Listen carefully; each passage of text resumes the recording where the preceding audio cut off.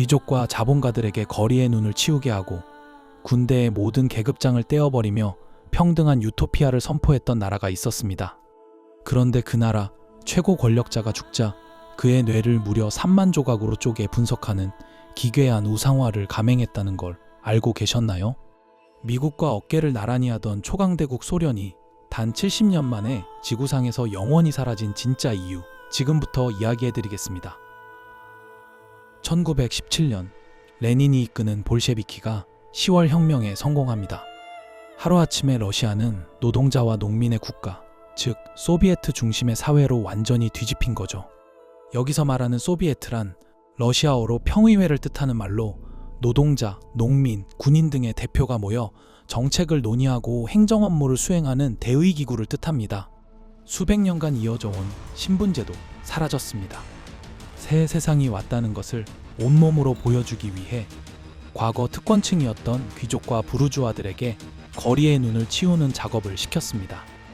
어제까지 마차를 타고 다니던 사람들이 오늘은 삽을 들고 눈을 치우게 된 거죠. 당연히 모든 국민의 사유재산도 사라져버렸습니다. 소장농들은 귀족인 지주의 집으로 쳐들어가 모든 곳간을 털고 예술품과 책까지 모조리 불태워버립니다. 군대에서는 견장과 계급장을 모두 뜯어냈습니다. 장군이든 사병이든 모두 같은 사람이라는 거였죠. 서로를 부르는 호칭도 동지로 통일됐습니다. 10월 혁명은 정말로 세상을 뒤집어 놓았습니다.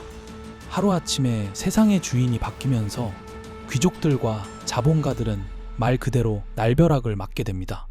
이 숨막히는 격동기를 생생하게 담아내 전 세계적인 사랑을 받은 문학작품이 있습니다. 보리스 파스테르나크의 소설 닥터 지바고는 이 혁명의 격동기를 배경으로 합니다. 귀족으로 태어났지만 제1차 세계대전에 군의관으로 참전해야 했던 주인공 유리 지바고의 비극적인 삶을 통해 당시 러시아의 혼란을 그대로 담아낸 작품입니다. 그런데 현실은 소설보다 더 처참했습니다. 실제 귀족들은 생존을 위해 다이아몬드 브로치를 밀가루 한 포대와 바꾸는 처지로 전락했습니다. 어제까지 무도회장에서 샴페인을 마시던 사람들이 식량 한 줌을 위해 보석을 내다 파는 신세가 된 거죠. 이 변화를 도저히 받아들일 수 없었던 귀족과 부르주아 약 200만 명은 베를린과 파리로 눈물의 망명길에 올랐습니다. 이들을 100개 러시아인이라고 부르는데요. 고향을 영영 등지고 타국에서 쓸쓸히 생을 마감한 이들도 적지 않았습니다.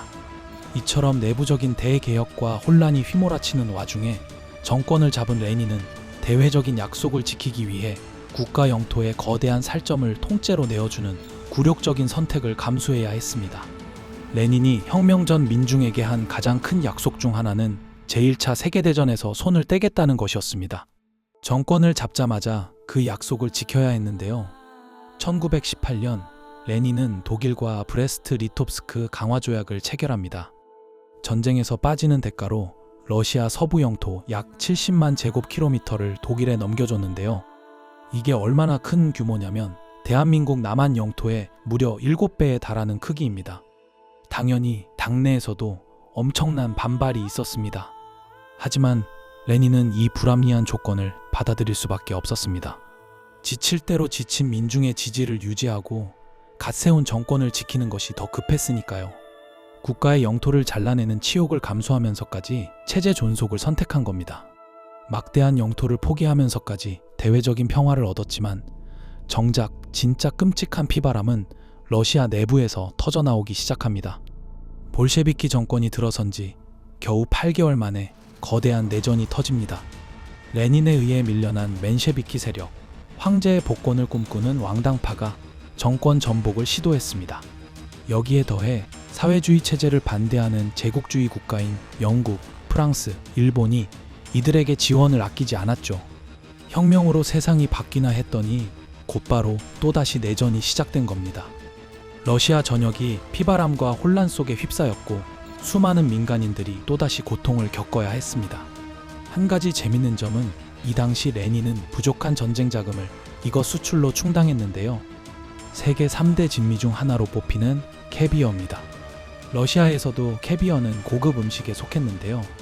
특히 카스피해에서 채취한 캐비어를 상품으로 쳤습니다. 최상품인 캐비어는 한 스푼에 4천만 원 정도 한다는데요. 이처럼 캐비어는 귀족의 전유물이었지만 10월 혁명 이후로 귀족들은 캐비어를 소비할 수 없었고 창고에는 재고가 쌓여갔죠.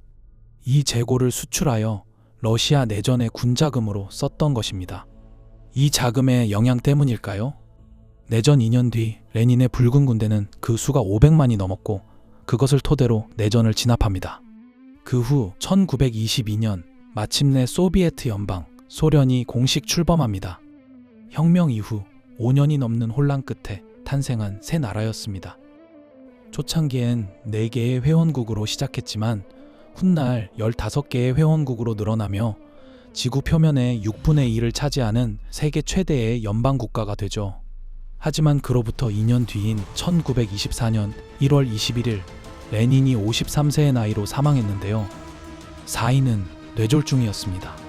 그의 사후에 권력을 잡은 인물이 모두 잘 아시는 이오시프 스탈린이었습니다. 스탈린은 정통성과 체제를 선전하기 위해 레닌을 우상화하기 시작하는데요.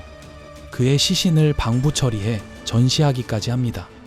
또한 레닌의 천재성을 과학적으로 입증하겠다며 그의 뇌를 적출해 무려 3만 조각 이상으로 쪼갠 뒤 세계 유명 연구소들에 보내 정밀 분석을 의뢰했습니다. 결과는 어땠을까요? 다른 일반인의 뇌와 별반 다를 게 없다는 다소 허무한 결론이 나왔습니다. 그럼에도 소련은 빠르게 성장했습니다. 풍부한 자원과 노동력을 바탕으로 급속도로 산업화됐고 제2차 세계대전에서 승전국이 되며 미국과 어깨를 견주는 초강대국으로 우뚝 섰습니다. 한때는 세계를 둘로 나눠 미국과 맞붙던 나라였던 거죠.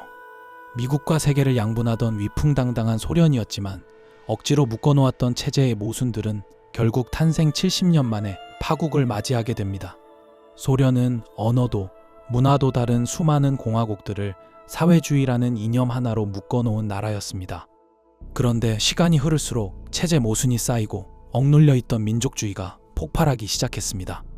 결국 1991년 12월 크렘린궁에 70년 가까이 펄럭이던 소련 국기가 내려가고 소비에트 연방이 공식 해체됩니다. 사회주의가 현실에서 실패했다는 것이 역사 앞에서 공식으로 입증된 순간이었죠. 붕괴 직후 러시아는 극심한 경제 패닉과 대혼란에 빠졌습니다. 당시 초등학생들은 학교에서 이런 안내를 받았다고 합니다. 내일부터는 지금까지 쓰던 국가명을 더 이상 쓰지 않아도 됩니다.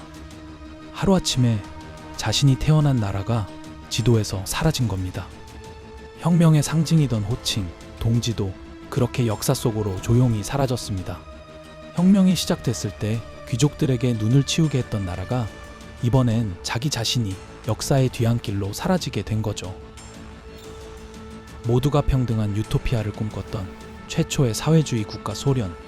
하지만 인간의 본성을 외면한 체제의 모순과 권력자를 신격화하는 우상화는 결국 대혼란과 붕괴라는 참혹한 결말로 이어졌습니다. 10월 혁명부터 소련의 해체까지 불과 70여 년의 이야기였습니다. 역사상 가장 빠르게 흥하고 빠르게 망한 초강대국 중 하나였죠. 70년 만에 역사 속으로 사라진 소련의 이야기를 보며 여러분은 어떤 생각이 드셨나요? 댓글로 자유롭게 의견을 남겨주세요. 구독과 좋아요는 다음 영상을 만드는 가장 큰 힘이 됩니다. 감사합니다.